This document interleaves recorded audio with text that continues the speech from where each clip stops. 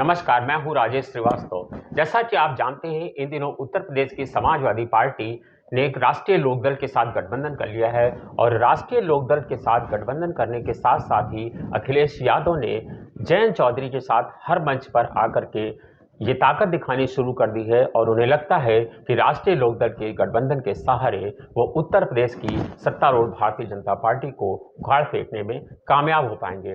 राष्ट्रीय लोकदल का उत्तर प्रदेश की राजनीति में क्या समीकरण है? उत्तर प्रदेश में राष्ट्रीय लोकदल समाजवादी पार्टी के साथ गठबंधन करके क्या वो उन्हें उन मंसूबों में कामयाब कर पाएगा? इसके लिए हमें राष्ट्रीय लोकदल की समीकरणों को समझना पड़ेगा कि आखिर उत्तर प्रदेश उनका क्या समीकरण है, क्या वोट बैंक है, आखिर राष्ट्रीय लोकदल इस बार इतना उत्साहित क्यों है। ये सब चीज़ों को समझने के लिए हमें पीछे जाना पड़ेगा और वहाँ से समझना पड़ेगा जहाँ से राष्ट्रीय लोकदल की शुरुआत थी। भारतीय लोकदल की बात करें, भारतीय लोकदल से राष्ट्रीय लोकदल की शुरुआत होती है 1967 का वो दौर याद करिए जब कांग्रेस पार्टी को तोड़ करके चौधरी चरण सिंह ने उत्तर प्रदेश के मुख्यमंत्री का पद हासिल किया था। गैर कांग्रेसी सरकार बनाने के लिए चौधरी चरण सिंह को जाना जाता है और वो किसानों के मसीहा कहे जाते हैं। तभी से लेकर के राष्ट्रीय लोकदल का किसानों के साथ जुड़ाव शुरू हुआ था और वो दौर था जब उन्होंने 1967 में यूपी के सीएम का पद हासिल किया और उसके बाद जब 2 साल बाद चुनाव हुए तो उन्होंने 98 सीटें जीते हासिल करके प्रधानमंत्री का पद भी, भारत के प्रधानमंत्री का पद हासिल किया था। वो धीरे धीरे राजनीति को चमकाते चले गए और किसानों के साथ पार्टी का जुड़ाव हुआ, गैर कांग्रेसी सरकारों का चलन चल निकला और धीरे धीरे जब ये राजनीति बढ़ने लगी उसके बाद जब 2000 उसके बाद का जब दौर याद करिए तो उसके बाद जब धीरे धीरे वक्त चलता गया और जब चौधरी चरण सिंह की मृत्यु हुई तो उसके बाद उनकी भारतीय लोकदल टूट गई और 2 पार्ट खांचों में बिट गई। उस समय भारतीय लोकदल के 98 विधायक हुआ करते थे, 98 सदस्य थे और बाकी लोग कुछ लोग वो लोग जो है चौधरी अजीत सिंह के साथ आ गए और जनता दल का गठन कर लिया गया और इसके बाद बाकी लोग जो है मुलायम सिंह के साथ चले गए, यानी 2 फाड़ में पार्टी हो गई। जो लोग मुलायम सिंह के साथ गए वो लोग जो है मुलायम सिंह के साथ राजनीति करने लगे और बाकी लोग चौधरी अजीत सिंह के साथ आ गए। चौधरी सिंह ने जनता दल के साथ मिलकर के सरकार में शामिल हुए और आपको मालूम होगा कि चौधरी अजीत सिंह ने जनता दल के साथ शामिल रहे, उसके बाद वो जो है कांग्रेस सरकार में शामिल हुए, वो जो है अटल बिहारी वाजपेयी की सरकार में भी रहे, वो कांग्रेस सरकार में भी रहे, वो वीपी सिंह सरकार में भी रहे, यानी कि वो उस समय चौधरी चरण अजीत सिंह को जिन जिन दलों के साथ गठबंधन करना पड़ा या शामिल होना पड़ा वो उसके साथ शामिल होते गए, समर्थन देते गए और धीरे धीरे हर पार्टी का स्वाद चौधरी अजीत सिंह की पार्टी ने चखा और वही धीरे धीरे स्थितियां अब जयंत चौधरी के साथ होती जा रही हैं। जयंत चौधरी या राष्ट्रीय लोकदल का इतिहास कहें तो इनका ये इतिहास रहा है, जब वो जिसके साथ जाते हैं वो उसी के साथ बार्गेन करते हैं और उसी के साथ पार्टी में शामिल होते हैं।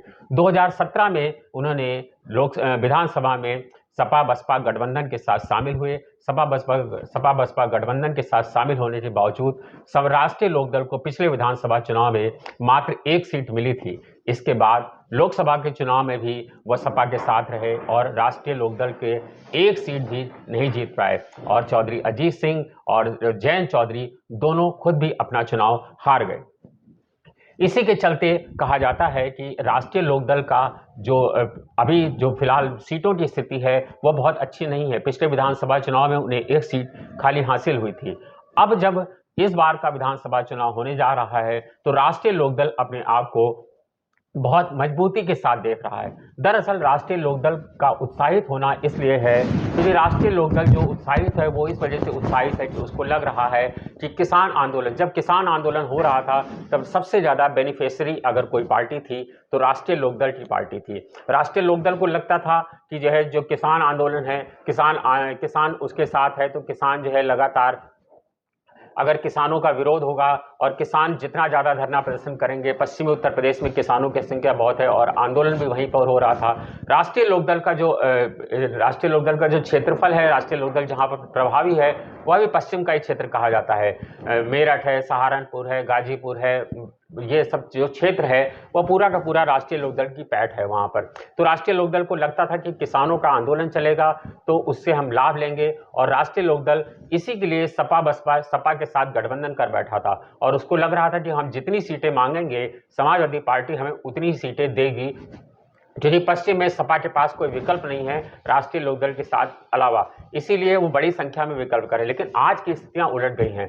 आज जब कृषि आंदोलन खत्म हो चुका है, तीनों कृषि कानून सरकार ने वापस ले लिया है, ऐसी स्थिति में किसान अब आंदोलित नहीं है। किसान घर वापसी कर रहा है ढोल नगाड़ों के साथ, जश्न के साथ, और ये विजय यात्रा के साथ कि हम जीत गए हैं। ऐसे समय में यह कह पाना अब बहुत मुश्किल है कि किसान जो है सरकार के विरोध में रहेगा, सरकार के खिलाफ वोट करेगा, या किसान कितनी बड़ी संख्या में राष्ट्रीय लोकदल के साथ जुड़ेगा। दरअसल राष्ट्रीय लोकदल का गणित पढ़ने के पहले हमें अजगर को देखना होगा। अजगर यानी अहिर, जाट, गुर्जर और राजपूत, यानी ये चारों जो है ये राष्ट्रीय लोकदल का वोट बैंक कहा जाता है। अब इन चारों को समझना पड़ेगा कि ये चार अगर विधानसभा चुनाव के 2022 के चुनाव में साथ आते हैं, अहिर, जाट, गुर्जर, राजपूत, यही चारों इसको वोट करते हैं, तो राष्ट्रीय लोकदल को कुछ सीटें हासिल हो सकती हैं, वरना फिर इसको सीटें हासिल नहीं हो सकती हैं।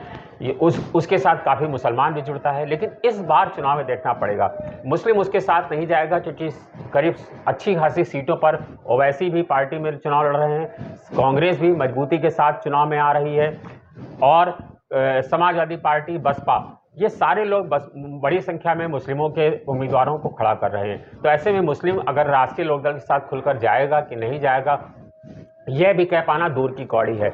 लेकिन अहिर चूंकि सपा के साथ गठबंधन है तो अहिर जा सकता है। जाट और गुर्जर, ये दोनों को देखना होगा कि वो कांग्रेस के साथ जाएंगे या फिर राष्ट्रीय लोकदल के साथ जाएंगे। लेकिन आज की डेट में अगर स्थिति माने, अगर कृषि आंदोलन का प्रभाव को छोड़ दें, तो कृषि आंदोलन के प्रभाव को छोड़ देंगे तो राष्ट्रीय लोकदल कोई बहुत बड़ी संख्याओं को जीतने की स्थिति में नहीं है आज। इसीलिए जयंत चौधरी को लेकर भले ही सपा बहुत उत्साहित हो, उसको लग रहा है कि कृषि आंदोलन को, जिस तरह के सपा नेताओं का आपने देखा कि बयान लगातार बार बार आ रहे हैं कि कृषि आंदोलन तो खत्म हो गया है, लेकिन जो 700 किसान मारे गए हैं उनका क्या होगा, अगर लंबे समय तक किसान आंदोलन चला तो उसके लिए जिम्मेदार कौन है, अगर कानून वापस लेना था तो पहले सरकार ने क्यों नहीं। इस तरह के बयान आ रहे हैं। राजनीतिक दल हैं, उनका इस तरह का बयान देना जायज़ भी है, और वो चाहते भी हैं कि चुनाव तक ये मुद्दा किसी तरह जिंदा रहे। लेकिन भारतीय जनता पार्टी ने जिस तरह इस पर सियासत की है, और उन्होंने चुनाव से करीब 2 महीने पहले ही कृषि कानूनों को वापस ले लिया है, और जब कृषि कानून वापस हो गए हैं तो अब किसानों के पक्ष में भी तमाम सारी योजनाओं की मुनादी होने का संभावना जताई जा रही है। ऐसे में चुनाव आते आते किसान कितना भारतीय जनता पार्टी के विरोध में खड़ा होगा, जितना उसके विरोध में खड़ा होगा उतना ही राष्ट्रीय लोकदल का लाभ होगा। ऐसे समय में यह हमें ध्यान देखना होगा कि राष्ट्रीय लोकदल की राजनीति जो है वह कितनी मुफीद होगी, राष्ट्रीय लोकदल को कितनी सीटें समाजवादी पार्टी देती है। अगर समाजवादी पार्टी उसे ज़्यादा सीटें दे दी, हालांकि अब जो बदली हुई रणनीति है उससे लगता नहीं कि रालोद को बहुत ज़्यादा सीटें देने की स्थिति में समाजवादी पार्टी होगी, क्योंकि समाजवादी पार्टी भी समझ रही है चीज़ों को कि अब किसान आंदोलन का उतना लाभ जयंत चौधरी को नहीं मिलेगा, और जयंत चौधरी के पास इसके अलावा और कोई चारा नहीं है कि जयंत चौधरी सपा को छोड़ करके और कहीं जाएं। यानी वो सपा के सामने बार्गेन करने की स्थिति में नहीं है, और वो इस स्थिति में है कि समाजवादी पार्टी उन्हें जितनी सीटें दें वो उन्हीं सीटों पर चुनाव लड़ें, क्योंकि उनके पास समाजवादी पार्टी के साथ गठबंधन करने के अलावा, समाजवादी पार्टी को समर्थन करने के अलावा और कोई चारा ही नहीं बचता है। ऐसे समय में जयंत चौधरी या समाजवादी पार्टी दोनों एक दूसरे के पूरक हैं, यानी अगर एक दूसरे के साथ खड़े होंगे तो ही उन्हें लाभ मिलेगा। और साथ खड़े होने की बात ही स्थिति, समाजवादी पार्टी का अपना वोट बैंक है, लेकिन राष्ट्रीय लोकदल का जो वोट बैंक है वह 0.7% है उत्तर प्रदेश में। 0.7% वोट बैंक के सहारे उत्तर प्रदेश में राष्ट्रीय लोकदल कितनी सीटें जीत पाएगी यह बहुत कहना मुफीद नहीं है, क्योंकि राष्ट्रीय लोकदल का इतिहास रहा है कि सब लोग जानते हैं वह जिसकी सरकार होती है उसके साथ शामिल हो जाता है। इस बार के विधानसभा चुनाव में उसे मात्र 1 सीट मिली थी, जिसके चलते वह लगातार सरकार पर हमलावर है, क्योंकि उसको वो इस स्थिति में नहीं थी कि वो सरकार में शामिल होती, सरकार में जो चीज़ों को होती। आपको याद होगा अजीत सिंह ने जब लखनऊ के हवाई एयरपोर्ट का नाम भी अपने पिताजी के नाम पर करा लिया था, फिर अगले दिन उन्होंने समर्थन वापस ले लिया था। तो अजीत सिंह की पार्टी के साथ लोगों का विश्वास बहुत ज्यादा नहीं जुड़ा हुआ है।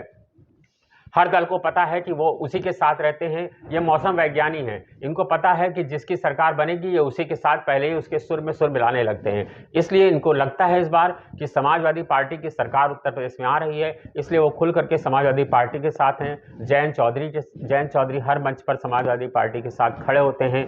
अखिलेश के साथ कंधे से कंधा मिला करके, गदा उठा करके, हाथ में हाथ उठा डाल करके फोटो खिंचवाते हैं। उनको लगता है कि इस गठबंधन के सहारे राष्ट्रीय लोकदल आगे बढ़ पाएगी। लेकिन जो किसान आंदोलन से सबसे ज़्यादा लाभ की स्थिति में थे, अगर ये कहें कि किसानों से भी ज़्यादा लाभ की स्थिति में राष्ट्रीय लोकदल था तो कोई बड़ी बात नहीं होगी। राष्ट्रीय लोकदल लगातार किसानों के आंदोलन को हवा पानी देने का काम कर रही थी, क्योंकि जितनी हवा पानी उसको दे रही थी उतना ही खाद पानी और उतनी उर्वरा शक्ति राष्ट्रीय लोकदल को मिल रही थी। राष्ट्रीय लोकदल किसानों का आंदोलन खत्म हो चुका है, उसके बावजूद वह समाजवादी पार्टी के खाते में कितनी सीटें दिलाने में कामयाब हो पाएगी, यह अभी दूर की कौड़ी है और ये उत्तर प्रदेश के विधानसभा चुनाव के बताएंगे। लेकिन फिलहाल अब इतना साफ हो गया है कि राष्ट्रीय लोकदल और समाजवादी पार्टी का गठबंधन जो किसानों के आंदोलन पर खड़ा हुआ था, जो किसानों की नाराजगी पर खड़ा हुआ था, वह किसान आंदोलन खत्म होने के बाद समाजवादी पार्टी को कितनी सीटें दिला पाएगा यह कह पाना बहुत कठिन है, क्योंकि उत्तर प्रदेश में राष्ट्रीय लोकदल का कोई अपना वोट बैंक नहीं है। वो सिर्फ किसी की नाराजगी का लाभ ले पाती है, सरकार के विरोध का लाभ ले पाती है, किसानों के विरोध का लाभ ले पाती है।